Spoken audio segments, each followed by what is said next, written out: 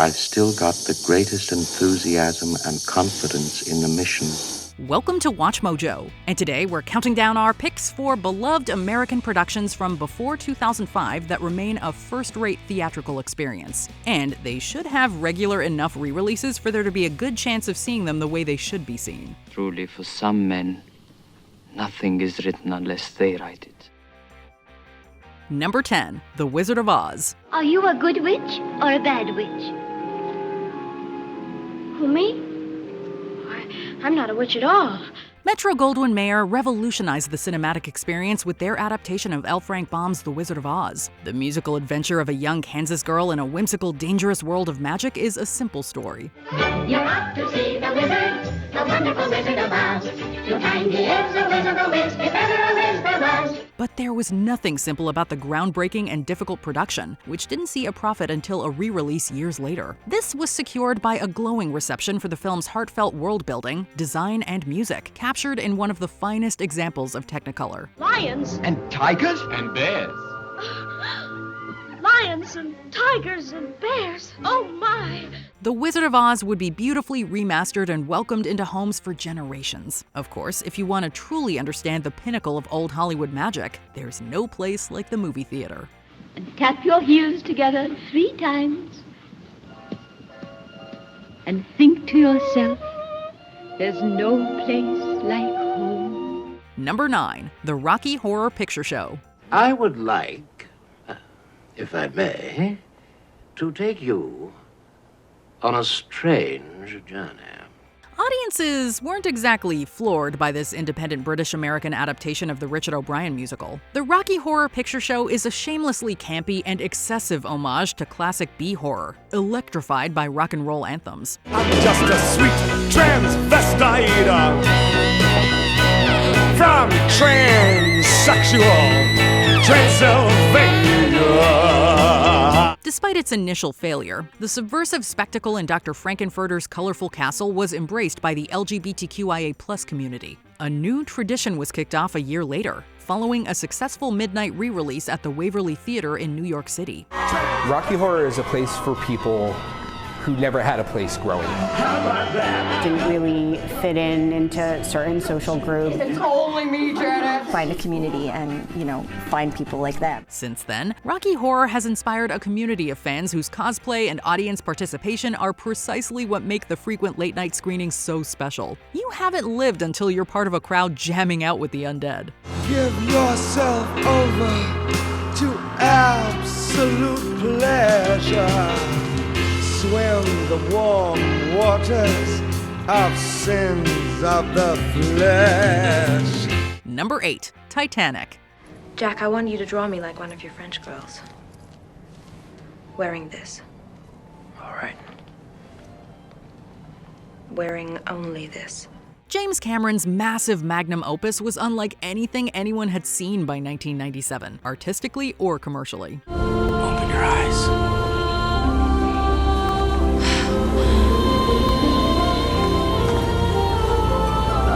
Flying! Sprawling past 3 hours, Titanic unfolds a tragic romance aboard the ill-fated ocean liner in 1912. The nuanced epic and its technically groundbreaking set pieces went on to tie for the most Academy Award wins ever. No less incredible was its 15 consecutive weeks at the top of the domestic box office, earning it the record for all-time highest gross revenue for over a decade. And yet, it wasn't until the 2012 3D remastering that distributors recognized Titanic as a theatrical mainstay. When she's searching for him through the flooded corridors, and you feel the claustrophobia of this big, dark maze that she's going through, that in 3D is a white knuckler in and of itself. Though it doesn't sail back to the big screen very often, it's kept up with state-of-the-art formats to give each generation a unique experience. Number 7, Apocalypse Now. I love the smell of napalm in the morning. You know, one time we had a hail bomb for 12 hours. When it was all over, I walked up. Francis Ford Coppola set a new cinematic standard with The Godfather and its sequels. They're still fairly intimate affairs compared to the surreal height of war filmmaking. Go look at the camera, just go by like you're fighting! Like you're fighting! Go look at the camera! It's for television! Just go through! Just go by! Loosely based on Joseph Conrad's Heart of Darkness, Apocalypse Now follows a U.S. Army operation to assassinate an officer turned cult leader across the Vietnam War. Are my methods unsound?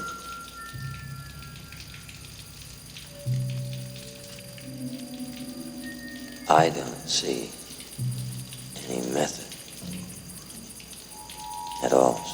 Along the way, the unimaginable horrors of humanity itself are showcased with immense psychedelic suspense. It was a notoriously grueling production, but the final product is considered the pinnacle of its bleak genre. Coppola commissioned several re-edits of the film, each promoted with a theatrical release. In Dien Bien Phu we lose. In Nigeria we lose. In Indochina we lose. But here, we don't lose. This piece of earth, we keep it. We will never lose that, never! But whatever the version, Apocalypse Now can regularly be found as the ultimate visceral and sensory experience in a pitch-black theater. Number 6. Jurassic Park. God creates dinosaurs. God destroys dinosaurs. God creates man. Man destroys God. Man creates dinosaurs. From the director of Jaws came another blockbuster to make history, and remake prehistory. Based on the Michael Crichton novel, Jurassic Park depicts the escape of dinosaurs cloned in the modern age for a theme park. Dinosaurs and man, two species separated by 65 million years of evolution, have just been suddenly thrown back into the mix together. How can we possibly have the slightest idea of what to expect? The ethical implications and other themes hold nothing for the huge, harrowing action sequences and revolutionary CGI. That was especially the case for the many polarizing sequels. At least the original Jurassic Park is still championed as peak entertainment with perfectly crafted tension. Boy, do I hate being right all the time.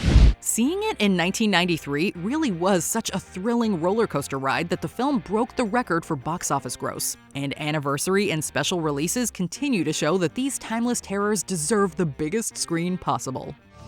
What do you call a blind dinosaur? I don't know. What do you call a blind dinosaur? Do you think he saw us? Number 5. Star Wars Episode 4: A New Hope. Hey, Luke. May the Force be with you. The modern tentpole movie was defined by George Lucas's Star Wars, as it was titled in 1977. Sequels and prequels have since placed it as the 4th main installment in a mega franchise set long ago in a galaxy far, far away. I was once a Jedi Knight, the same as your father. I wish I'd known him. He was the best star pilot in the galaxy. A New Hope nonetheless epitomizes the adventurous spirit of the saga and cinema itself. It was an unprecedented success for immersive technical achievements that still largely hold up. Granted, there have been extensive remasters and retouches that have divided fans. Nobody worries about upsetting a droid. It's because a droid don't pull people's arms out of their sockets when they lose. Wookiees are known to do that. It's hard to find someone who hasn't seen some version of A New Hope and to say if it's any more cinematic than its successors. But in terms of respecting an exhilarating piece of theatrical history, it is still an incomparable big screen journey. I knew you'd come back, I just knew it. Well, I was gonna let you get all the credit and take all the rewards. Hey, I knew that was more to you than money. Number 4. Lawrence of Arabia. Director David Lean pushed the boundaries of the British film industry and epic storytelling in general. If we've told lies, you've told half-lies. And a man who tells lies, like me, merely hides the truth. But a man who tells half-lies has forgotten where he put it. But few films have ever touched the majesty of Lawrence of Arabia. The bio-epic follows British diplomat T.E. Lawrence's journey in the war-torn Middle East in the early 20th century. And Alda's pleasure is to serve the Turks. Serve? I serve? It is the servant who takes money. Across almost 4 hours, the film overwhelms in its world building, complex characterization, and bold deconstruction of colonialism and war. The rich drama is punctuated by sensational action, but never fails to captivate with Freddie Young's cinematography and Maurice Jarre's score.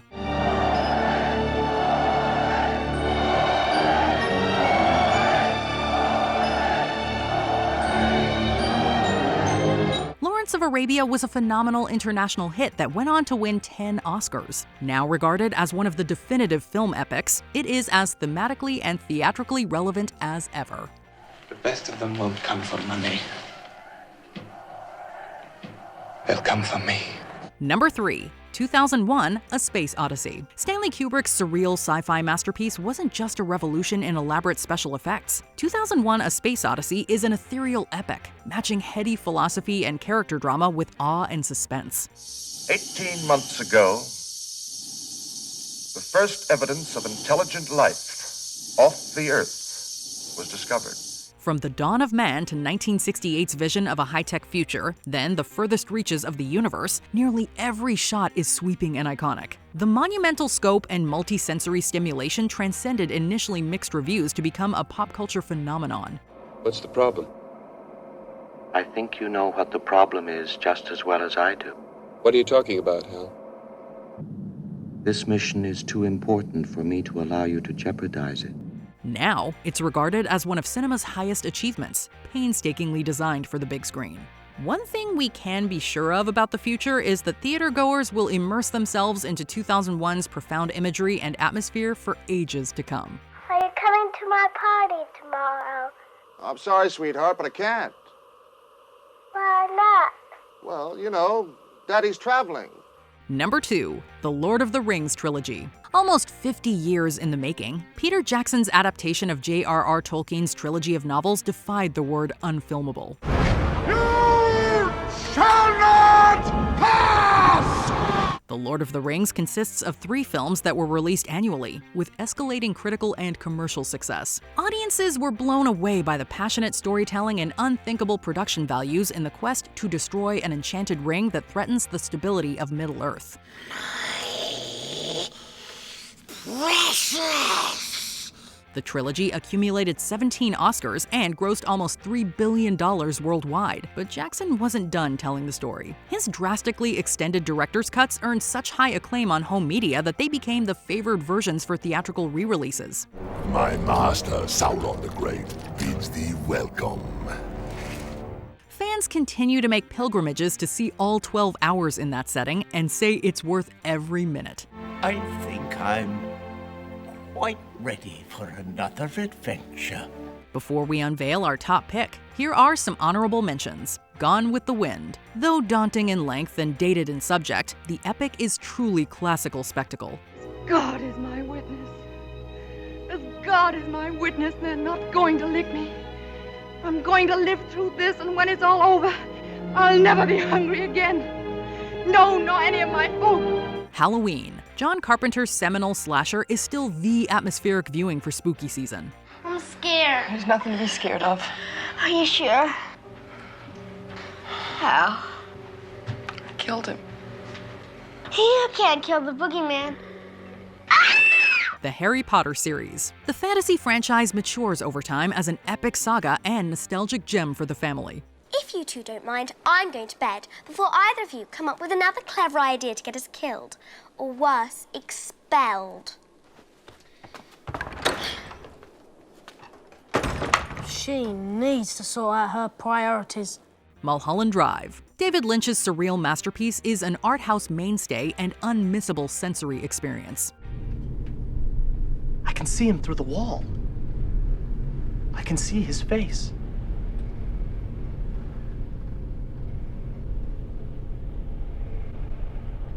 I hope that I never see that face ever outside of a dream.